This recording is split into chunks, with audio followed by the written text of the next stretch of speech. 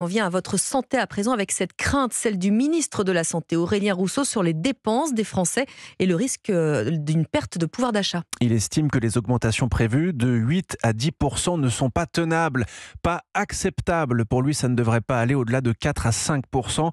Pourtant, ces hausses de tarifs sont inévitables selon les complémentaires santé et elles risquent d'être conséquentes.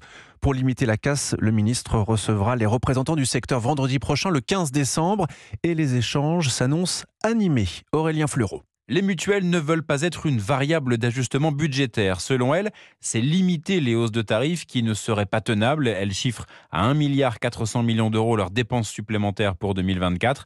Parmi les explications, la réforme du 100% santé, l'absence de reste à charge a entraîné une très forte hausse des frais de remboursement, rappelle Samuel Bansard, président de Meilleur Taux Assurance. Les volumes de consommation, ils ont explosé sur de l'audioprothèse.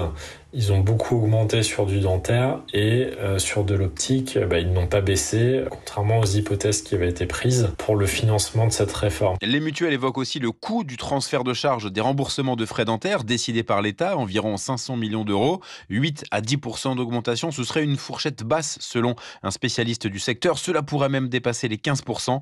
Inquiétant puisque déjà près de 3 millions de Français ont décidé de se passer de mutuelles selon les services du ministère de l'économie. Aurélien Fleureau du service économie d'Europe.